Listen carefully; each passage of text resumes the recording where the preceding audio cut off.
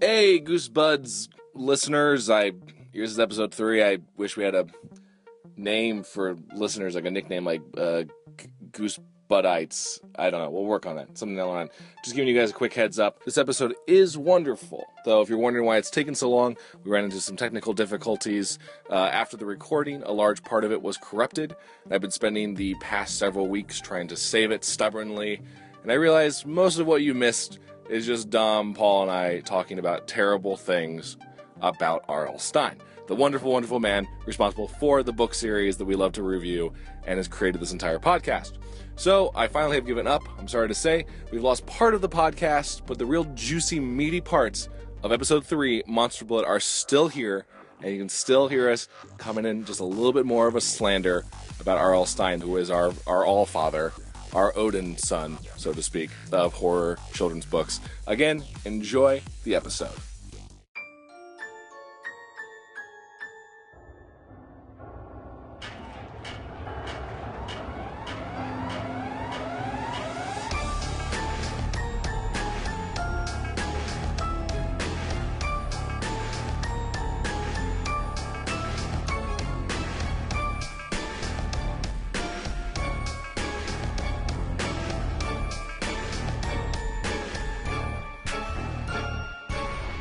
Arms. Tell us again about how R.L. Stine is writing Smut. Well, he would write the accompanying stories to the photo sets. I think they were of S&M stuff, like that kind of genre of pornography. Oh. And it would be like the kind of stuff that was like, Biff was a high school man or something. And like, yeah, like it was like, and Cheryl, he liked her. Wait, no, you know? this actually would be really great. So if we're following that, these first 3 books we've read, and I know people have asked about our theory on that R.L. Stine didn't write all these. We'll address those at some point. Yes, but if he wrote these 3 books, he likes to describe physical characteristics way more than he ever needs to. So what we're now saying is he could totally apply that to, like, he had 5 veins down the length of his penis. Yeah. Like, and then he'll. I think the man in the photo set randomly walks over to a window and shuts it a window blows open. What was in the last episode? The freaking red herring window. Oh, that was the first episode with the window. Oh man. No, that's Stay Out of the Basement. That's book 2. Was it the window? yes, Yeah, I think so. yeah. But anyway, I was trying to make a good callback. I blew it. No, it's anyway, great. That's something he did apparently that I read in an interview. We have to find that, right? You know, we have to find that Yeah. and read that for Goosebumps at night. Yeah, I think a lot of his descriptions of tits were that their parents just didn't understand them. And they were like, look, this is good stuff, but you're going to have to parlay this into some sort of other medium. It's Yeah. not working No, here. all So, of the you porn know. stuff we set up with, even though these characters in these porn stories are probably in their late 20s, like the parents had to go away on a trip. Yeah. All right, Well, I'm going to segue that into talking about this book because that is the first Sure. thing I want to talk about in Goosebumps 3, Monster Blood, if we can. Okay. First off, I just want to say this is the cover that got me into Goosebumps, and I was like, oh shit, what's this green slime coming down the stairs? I never read Monster Blood. Never read it. My mother read it to me. Wow, really? Yes. That must Wow, have been what a spooky cool time for both of you. mom. Yeah, she would read. I think she read Stay Out of the Basement to us as well. Whoa. Yeah, she would just hang out with us and read. Yeah, Monster Cool Blood. mom. Monster Blood, I think, somehow goes more into just full on. This is crazy horror fantasy because it Yeah. as a credit to it, at least. Exactly, yes. Okay, so here's the thing. Got a little surprise for you here, Chad. Okay. A little Halloween trick or Halloween. treat? Tricked ya! So we didn't read the book. But we didn't have the time to read a children's book.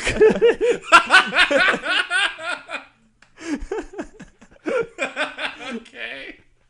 this is good. But But big old butt. big old but we took the 20 minutes to watch the television You show. watched though. the fucking TV show. I didn't even get to watch it. Okay, all right. So Right. let's we thought compare this would be notes. fun. Exactly. We thought this would be fun. We'll compare the two. Oh my god! I almost wish you hadn't even seen the TV show because I could just explain to you the plot of a book. I think we're gonna have missed out on a couple key points. Oh yeah, there's some very deep subtleties, which is actually one of my major notes. So we'll see how much it compares with the TV show. So okay, cool. If you're listening at home, you can just cut corners and watch the TV show. Monster Blood, if you're not familiar with the concept, does eventually come into multiple sequels in Goosebumps franchise. Just a green, gooey gloop thing that gets bigger and bigger and turns other things big whenever they eat it, which seems to happen in every Monster Blood book. Yeah, so somehow somebody eats monster blood for some reason. Yep. I It guess looks it delicious. makes sense. Yeah, did it look good on the TV show? Because it does not sound gack. good. It's Nickelodeon gack. In the when they first pull it out of the jar, it's gack, and then it's like cornstarch and water with dye. I think for the most of it, but whenever they're handling it, it's gack. It looks like the most delicious Laffy Taffy you've ever seen in your life. Because in the book, it feels more like... Actually, the way that he describes it is completely different consistencies all the time. Early That's on... how it is in the show. Yeah, early, that's so how I it is guess in they the were show. true to the book. Early on, it feels like a big giant rubber ball that you can kind of shape, like almost like a Stretch Armstrong arm. Just that as a liquid. But then later on, it just sounds like it's just soup. Like it's just like milky soup that also is like gelatin. Very confusing. It's like when you chew gum for too long and it just turns into like it's just like melting in your mouth. Or ever do that? you chew gum and you eat a chip and you're still trying to chew some gum. and then it gets like Oh, metal I guess those shards in it crunches. that stab you. Oh, yeah. Do you remember doing that? I remember yeah, being I mean- a kid chewing some gum and there'd be some Doritos in the old bag with the triangle on it. And I was like, oh, I want a Dorito. And I chewed some. I remember this day that I ate Doritos and gum for the first time. And I was like, my gum got all soft. It would also happen if you ate some Sour Patch Kids and some Doritos, because then you get them in the Sour Patch Kids and they'd mix together, and then they form like death crystals for your gums. Well, you probably thought you were Inside of it. cheating the goddamn system by like, oh, add some flavor to this dead gum, but then you just have weird sand paste. Okay, so the setup for this is once again a boy is stuck with his parents out of town. Another goddamn family trip, another goddamn new house to stay in. I Absolutely. hope this stays consistent through all of the books. I just didn't realize that. But I believe the character's name is Evan. Is sent to live with his deaf aunt. I think partially deaf, if I remember from the book. I remember that part of the book. Yeah, this is very frustrating because in the book, she's described as flat out deaf. Like, she won't hear her. And then there's weird things like when they go to the door to ring the bell, the parents are like dropping the kid off. And like, she won't hear us at all. She's completely deaf. And then she just answers the door anyway. So nothing ever makes sense as far as the realm of her deafness. Yeah, see, that's what I always thought. Like, I remember my mother reading me the story and saying that, and then I was like, how did she answer the door then? This and happens then all the time. And then I think my mom was like, oh, like, maybe she's partially deaf. I had to keep writing down as I read the book, wait, is she blind or is she deaf? Because she will just respond to Evan's conversation sometimes. Or like, we'll hear them coming and then come and like interact with them. Well, I think what we're learning here is that Dom's mom is a better writer than R.L. Stine. I think so. I think your mom was giving some hot notes. I think a lot of moms might be.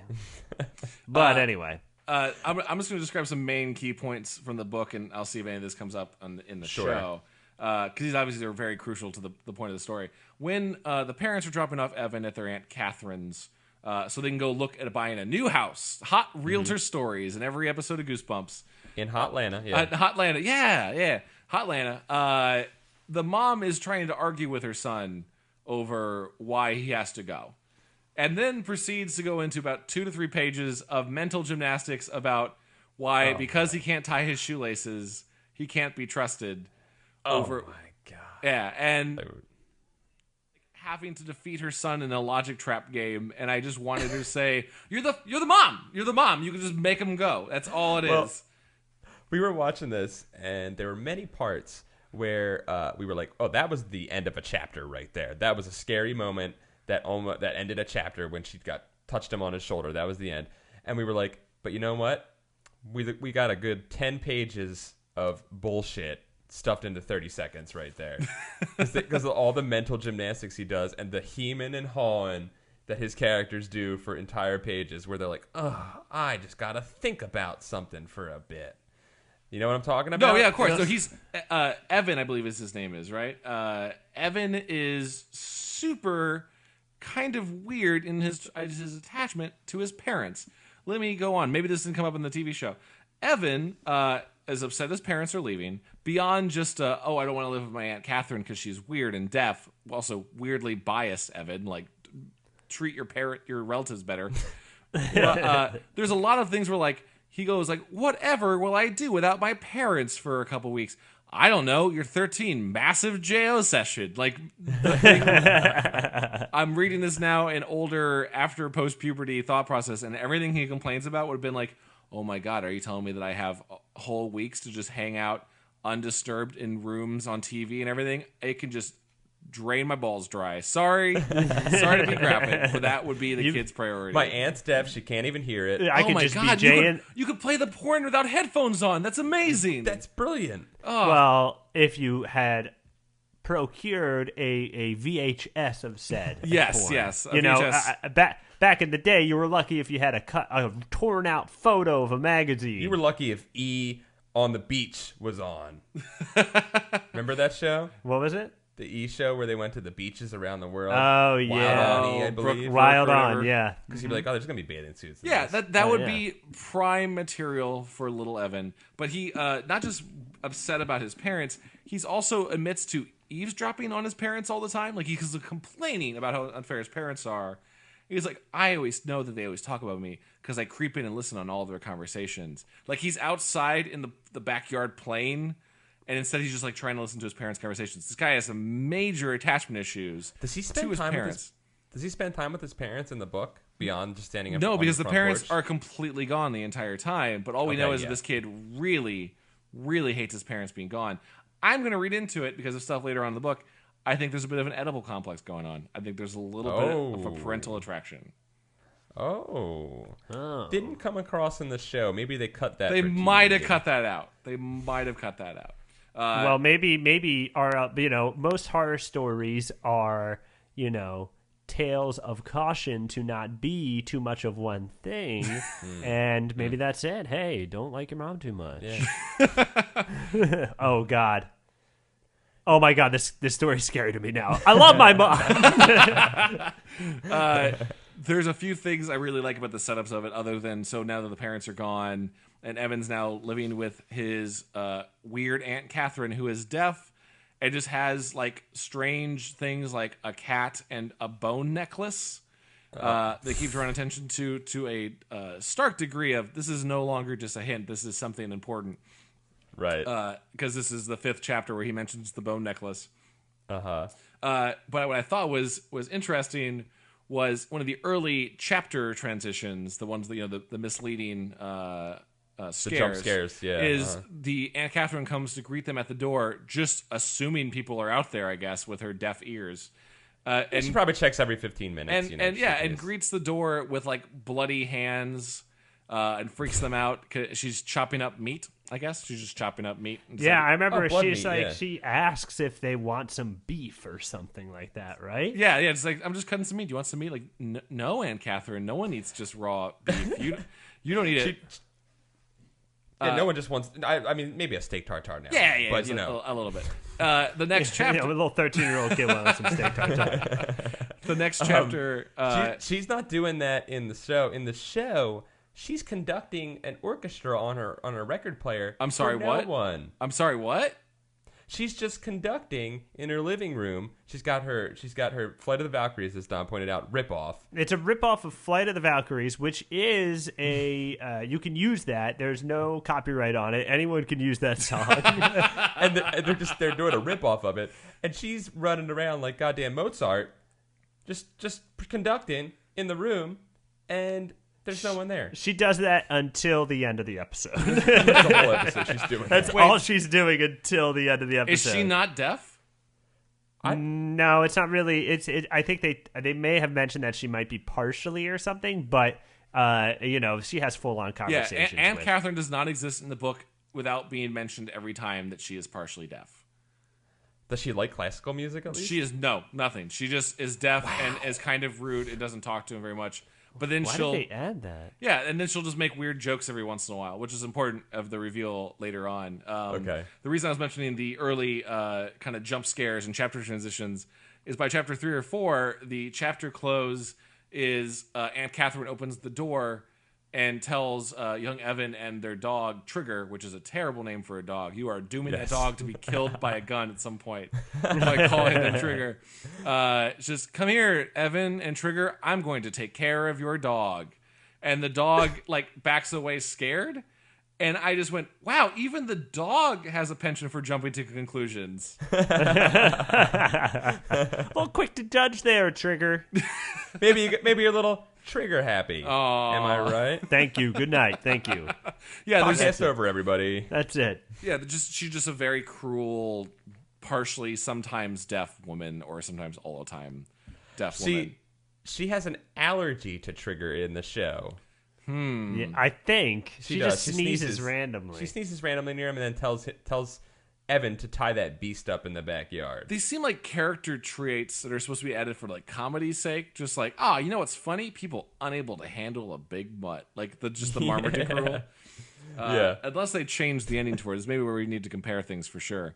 The setup of the book, and it does take a little while to get into it. I will give them credit. There's a lot of just like moving in and weird Aunt Catherine, and probably like 10 chapters until they finally decide Evan and his new young friend named Andy decide to go to the toy store to just get toys and stumble across a can called Monster Blood.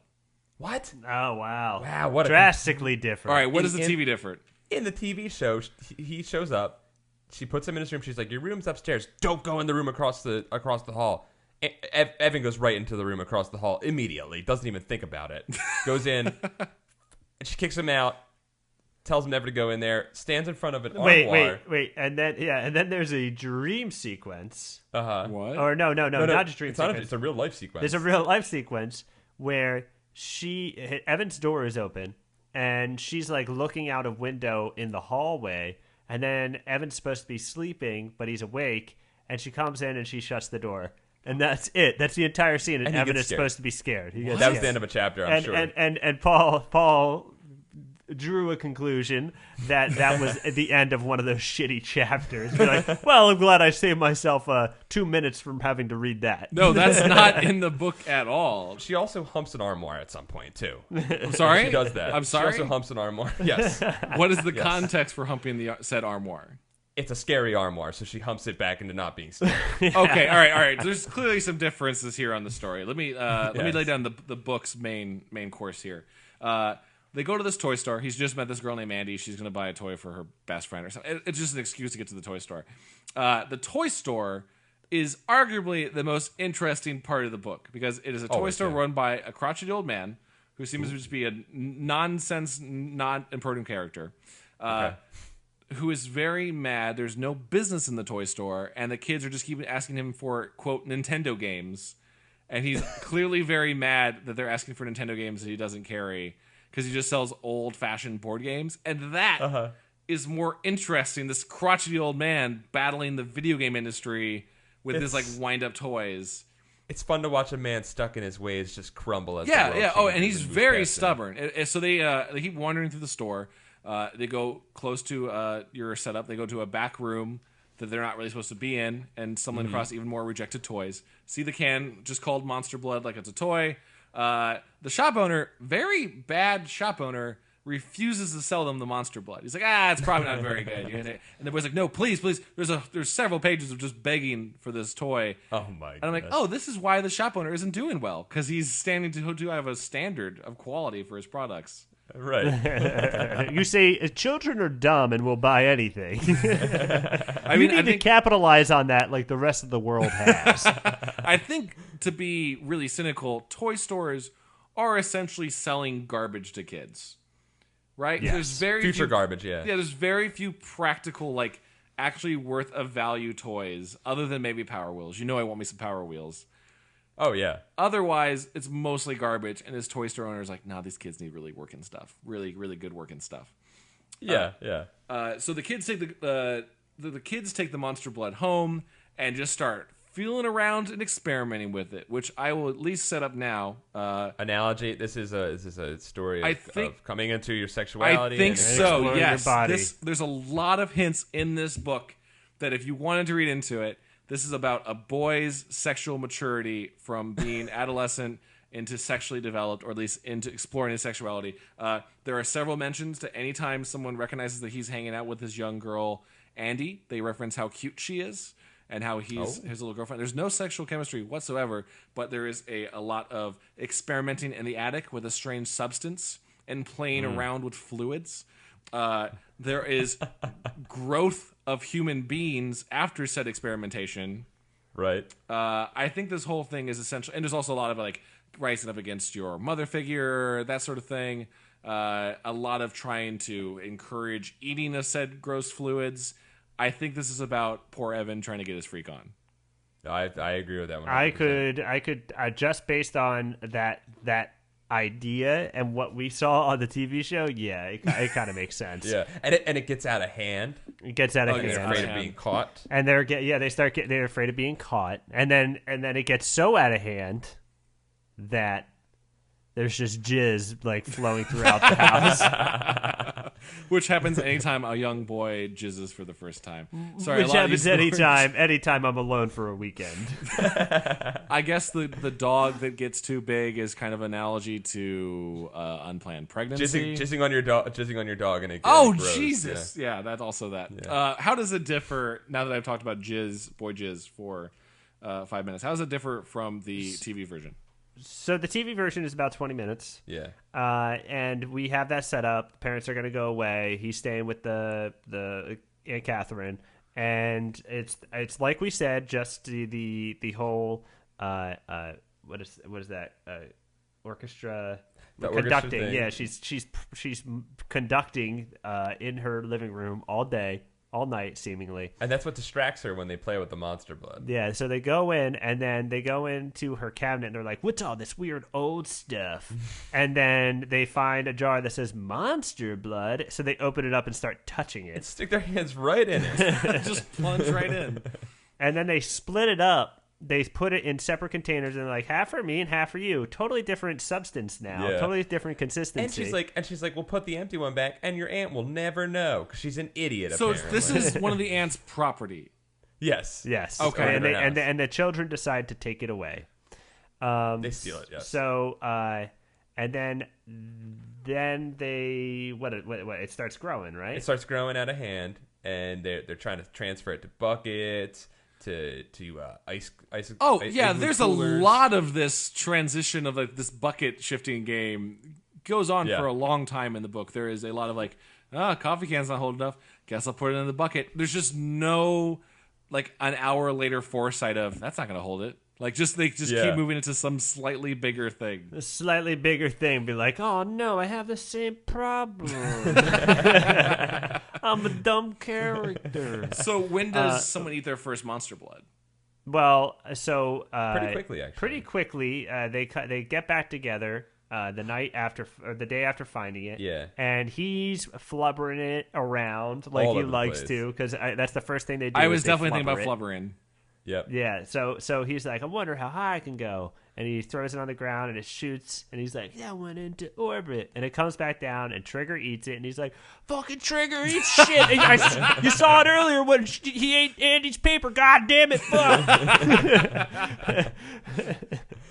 And after that, what happens? I mean, just a lot of just a lot of bullshit of them being like, it's growing. Yeah, most of that book. They had the chapter ending moment before the commercial break where Trigger eats it, runs in the backyard, and lays on the ground, and is like whining, and then it like fades to black, and then fades up, and then they're touching Trigger, and he's like, oh, Trigger's all good, and they just let it be. Yeah, if you feel a lot of sympathy for dogs, there's not that bad, but there are a lot of times in this book where it looks like Trigger's about to die. So if you've had previous like pet deaths or something, if you have a trigger for dogs pet death, trigger warning, Trigger dies. The majority of the book is yes. Now that we've had Trigger also eats the monster blood in the book, just from some roughhousing, just rolls into it. Is mostly just Trigger's getting a little big, and then just continually night after night moving the monster blood to new containers. Favorite logic trap, and I'd love to find a Goosebumps book so far that has worked its way around this, is I can't tell anyone about it. They'll think I'm crazy. And like you have monster blood. You have a giant tub full of it at one point in the book, he talks to his Aunt Catherine, because now she's completely deaf at this point in the book, and he has to write on a piece of paper, like, help me. And he writes literally, help me, there is monster blood downstairs. It is huge and growing. I can't do anything about it. And she just laughs and goes, ha! You're crazy, like your father. So she acknowledges that monster blood is like a thing, though. Oh. And then just lets it go by. But like she's like, I can't. He's like, I can't go to the police. They'll think I'm crazy. Like, take the police to the basement. To the blood. They will see it and go, well, we at least got to call like waste disposal services or something. They'll go, well, we can shoot it. But that's about it, boy. We could put it in a bigger thing. Maybe that'll help us. Slightly bigger, though. Not much bigger than this tub. I don't want to get crazy. This brings up in kind of like, what is Monster Blood's end game? I don't think Monster Blood is implied to be sentient later on. But, like, what is Monster Blood's ultimate goal if it went unchecked? Would it just absorb the gray world? Is it like gray matter? Yeah. Is it just absorbing Gray goo, everything? Yeah. Here's the thing. Well, I'd like to hear where the book goes with it ultimately. But, well, first off, they get away from that logic loop by having the aunt, it being her possession, so they can't talk to her. That's actually a better fix. That's actually a better fix. Yeah, that's actually a better written version. Yeah. However, something I forgot to mention, when they open the jar of monster blood, a cat materializes behind them that they don't notice, and it walks away. And it hangs around them while they're doing things, like pouring the monster blood into bigger containers, and makes not cat meowing noises, but ADR human meowing noises. The entire time. And it's not a female doing it. It's like a Canadian man. It's like a Canadian man being like, I'll put this here for placeholder. Oh, so that's just gonna be like, meow. That might be better. I might be doing it better. It's terrible. Okay. But anyway, so that cat shows up, and they're trying to figure out what to do with all this monster blood. And we're kind of at the same point in the story. I would in our narratives, in our individual narratives. Yeah. Do you want me to continue? Because I feel like this is where it's going to differ. Yeah. Well, I'll hit with the book. I'll hit with the book first. Sure. And while they're doing all this monster blood moving around, imagine like Benny Hill music playing. It would have made it better. It culminates in the dog has gotten too big. And Monster Blood has grown to such a size that Monster Blood is now chasing after them, because their final end game of it is, we got to get this Monster Blood back to the toy store. They're like, they want to follow toy store return policies so much that they are now dragging barrels of Monster Blood back to the toy store, which is interesting, because if you wanted to return it, you could just say, I'll take a scoop of can and bring the can of Monster Blood back. They want to bring all 100% of the monster blood back to return it. So they're drawing it back, and then the monster blood basically like becomes sentient and starts bouncing after them, chases them back into their house. Meanwhile, the dog has grown to the size of like a T-Rex, has already attacked people. It is revealed when the monster blood starts attacking their aunt. There's a lot of really awkward, long delays of like, I must fight the monster blood because I am the one who created it. And they're like, what? He's like, actually, I am not the one who created it. She did. And she points over their shoulder, and the cat that we've been seeing all episode is actually a witch who possessed their Aunt Catherine for no reason whatsoever. Just all we know is that Catherine her spell for 20 years, explaining her deafness. I guess that's a side effect of being possessed by a witch, and her rude demeanor, textbook possession, and made Aunt Catherine make the monster blood, so that the monster blood toy itself was harmless. Is that it was cursed at some point when they brought it home. Was part of the curse that she would have the bad business sense to give the monster blood to a failing toy store? No. That's the monster blood is. Which makes it almost kind of less interesting and scary, because honestly, the scariest idea to me was that it was this like long forgotten product, and there was a crazy inventor, or like that's the more abstract, crazy thing. But what it really is, like a government test or something. Yeah, that's way more fun. And honestly, like that idea that there were theoretically more cans of monster blood out there. This is the reveal is saying that is just normal gack. It is a toy gack that she cursed and turned it to make ever-expanding monster blood. So monster blood itself is normally safe. Yes. The monster blood is attacking them. Little you know, a giant dog just shows up and accidentally just casually knocks the witch into the monster blood, in which she is suffocated. It kills the witch instantly. Everyone shrinks back to normal. They have a good old time. Mom shows up instantly, just coincidentally. Mom shows up instantly, just really nice timing. They have a nice little laugh as they look back on the floor where the monster blood is. It's gone. End book. Oh, okay. Okay. So ours starts off with a fantastic CG rendition of the cat sitting on the banister. Okay. Like, it's not really there. We can tell because we make It's a CG film. cat. I think a 12-year-old might have been able to tell that it wasn't really there. Yeah, it's pretty bad. It was really bad. It morphs into the witch woman, who has really crazy nails, which she likes to flourish. Mm-hmm. And then it's revealed that the aunt has been good the whole time, actually, and she trapped this woman when she was lodging at her house. We're not sure who this woman is, by the way, Right because in Catherine's own home, this woman is doing some kind of witch spell. Incantation. She's got some drawing circles on the ground where she's summoning spirits and whatnot. And then they wrestle because she tries to throw her out, and then she steps in Monster Blood, which is Nickelodeon gag, and she gets into it, and she puts it in a jar. Yeah, the monster blood is already a malignant force because it eats her, and I think she was using it for her incantations. Makes the monster blood cooler than in the book, apparently. So what you're saying in the TV show that monster blood is just running simultaneously to this witch slavery thing happening? It was like a bat wing or like a newt eye that she was using, during her incantation. Okay, so she she did also mutate it, is what you're saying. It's like it's a reagent for her spells. Oh, she was using. Well, there's a scene, the scene we were talking about with the ADR man cat going. Hello, like that, I am a cat. Where yeah. Where that is apparently making the monster blood grow. Yeah, I think. You know what? I didn't think that the cat was making it grow like that, but she is. Yep. She's controlling it. Yep. Because you didn't think that because it didn't sound like a cat. No. But then same ending.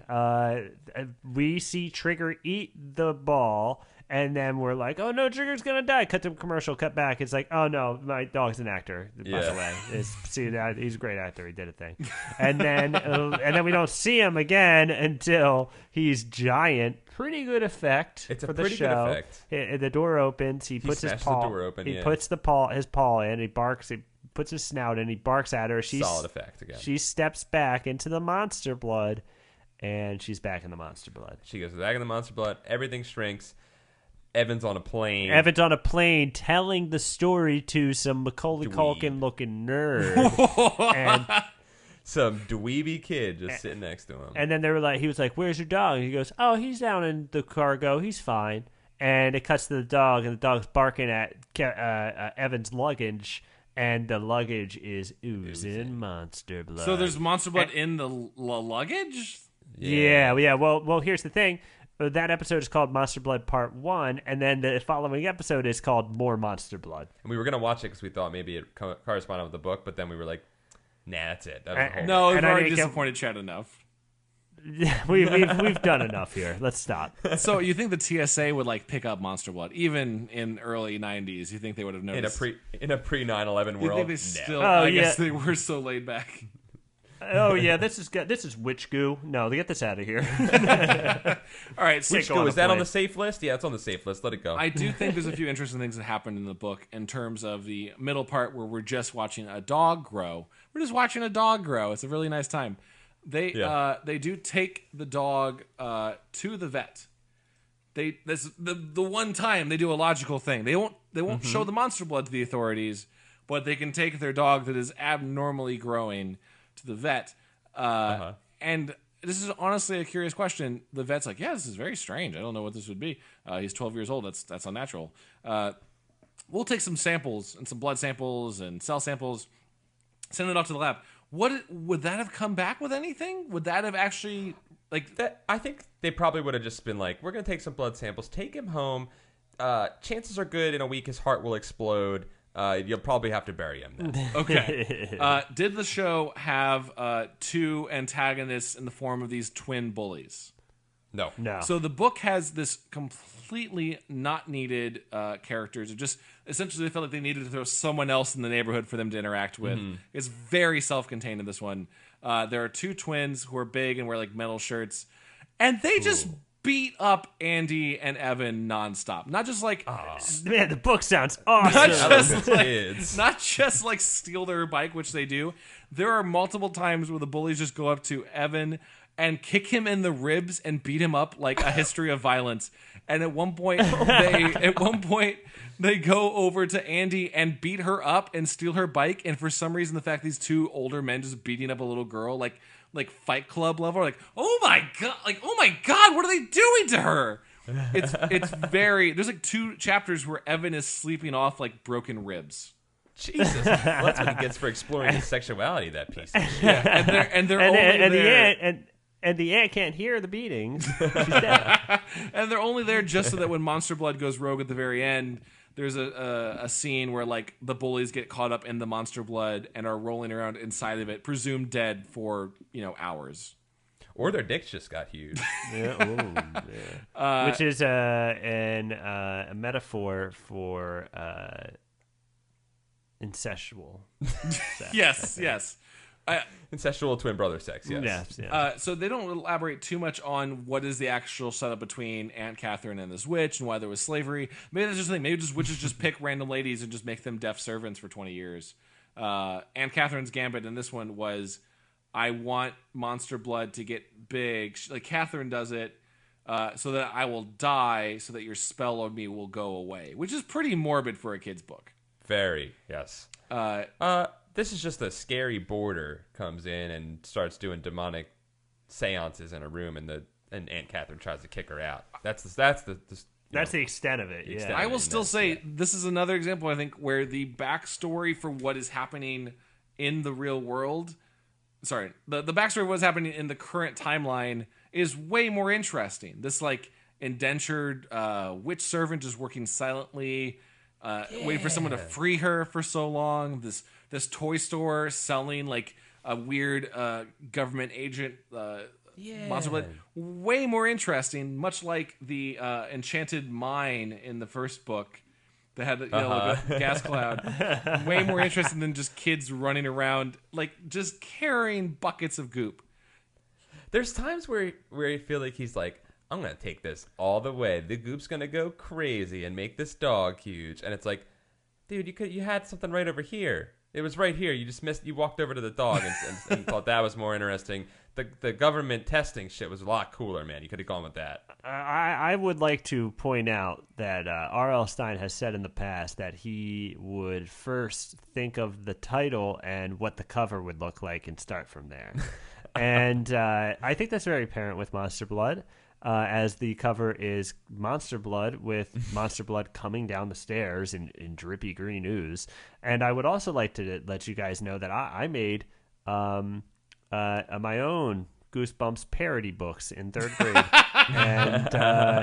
and well, they weren't parodies. They were just funny, spooky stories. Oh, yeah? And I don't remember what they were about, but I definitely drew Monster Blood one time. Can you find one and like read it to us at some point? That would be the ultimate dream. I wish. Well, my parents had 7 kids, so they're like, we don't need any of this shit they made. They threw it all out. If I was its only child, they might have held on to it. It's the Miley Cyrus nipple principle, yeah. Mm-hmm. They're like, we've seen love, our love create things. Get out of here. Yep. Well, Monster Blood in itself is actually one of my favorite just concepts because it has like a transformative property. I do remember thinking that every time, and maybe I'll remember differently when we ever get to Monster Blood 2 and 3, that they still just make animals bigger. There's nothing like, it's just like, hamster, he's going to be big. Like, it's that same kind of idea in Ninja Turtles, right? Revenge of the Ooze or Return of the Ooze or whatever it is. Secret of the Ooze. Thank you.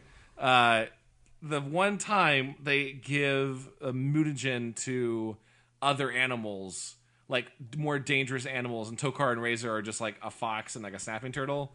But like, oh my god, that's right. I want to see what all of the other animals would be instead of just lame turtles. Is the same principle of Monster Blood. It's really just Ninja Turtles mutagen. Monster Blood was his best chance to have a merchandise line of toys. Oh my god, you're right. For instance, actually sell Monster Blood. For instance, sell the toys of the mutated monster blood monster animals. Yeah, and the kids could fight them. They could be like, you could actually have a whole series split off of Monster Blood if you really wanted to. He should have hooked up with that toy store owner, man. He had an in. Yeah, you could have like the witch, like she could have gotten away and she's just doing the whole Rita Repulsa Power Rangers thing where she's using Monster Blood to like mutate different things into her creatures, and then these kids have to like Ghostbusters it up. She's just using monster blood to let children discover their bodies. I think that's a way scarier version. Do you guys have any other ways we could possibly make this better? I mean, that's a great selection. Also, if everyone's got more sexual, everyone got more naked, that'd be my note. If there could have been a couple more bang scenes in it. Yeah, if Aunt Catherine could have, maybe taken a shower. This is. I mean, I don't know how it would have helped the plot, but this is my question. It would have for you. helped the plot. When the witch appears on the TV show, is she super hot? Because I read her as super hot. Yeah, she's pretty attractive. Yeah. Okay. Yeah. The way it's weird, and then R.L. Stine wrote nothing erotic about it, but I was like, I could tell she's super hot. She was cute in the show. Okay, I'm gonna look that up. A little thin. Okay. Yeah. A little French too Canadian. thin for me. A little French Canadian. She had those cool press-on nails though, and that was kind of alluring. Okay. All right. I think that covers up all of Monster Blood. That was, I liked doing it from this angle where you read the book and we watched the show. Oh, I bet you did. We'll go back. We will go. I enjoyed spending 20 minutes on this show as opposed to a couple of hours.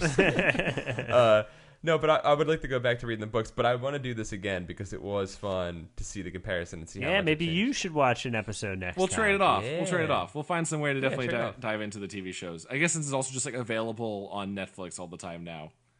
It's all right Yes. there, yeah. So if you wanted to join along and you didn't want to read books, I guess you could watch the show and then be like, "What the fuck?" Yeah, it's and be like, "Why is everything so different and better on the TV show?" I don't get this fucking podcast at all.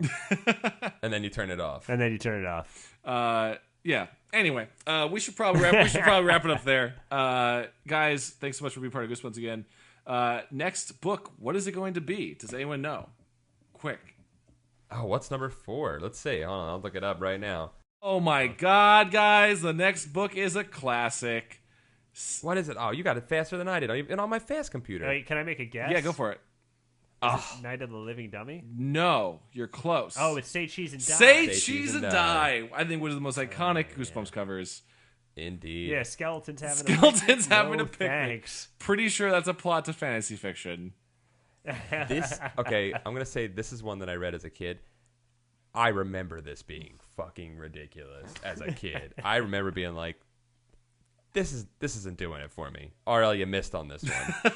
I'm excited. All right, I'm looking I'm forward to this excited. one. We will hit it up. I can tell you the inception of the tale. R.L. Stine taking a photo at a family party. He goes, "Say cheese and smile," and then in his mind he was like, "Say cheese and die." But he really, He was like, because he wanted his family to die, he hated them. And then his little Well niece known. comes up and pulls his leg. He's like, "Uncle Stein, why aren't you coming with the hot dogs?" And he just mutters. "It's like my name is Uncle R.L. Damn it!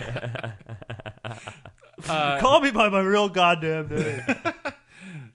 So anyway, we should wrap up there. Guys, thank you so much for listening. Thank you so much to everyone who tweets at us about the show. There's so many of you who are great. Anyone who spreads the word is awesome. And also, when this episode comes up, we will have it up on iTunes. So please go check it out there as well.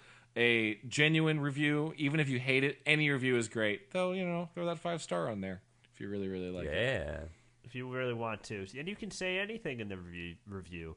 You can say, "I love Chad's voice," or you can get elaborate and say, I blame Paul for all the problems in my life. It's something that we do here. I mean, that's what I do when I leave reviews and just talk in my daily life. If you can go on the iTunes review and leave genuine complaints or compliments of how Paul changed your life, we will read them on the show.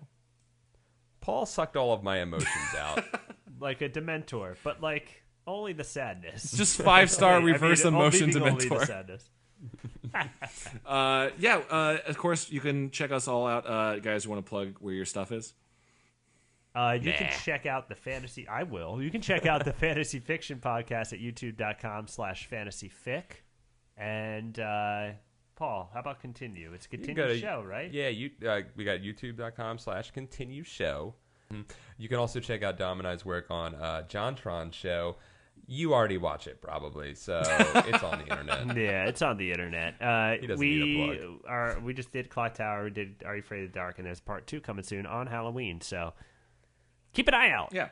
Go watch their Goosebumps episodes and just wonder when we're going to cover the episodes that John covers. Oh, boy. Anyway, guys, thanks for watching. Have a wonderful Halloween, and we will see you at some point in the next month or so. Have a happy Halloween, and reader beware, you're in for a scare. Bye, guys. I love you. Explore your bodies. Don't be afraid. Bye, guys. Bye.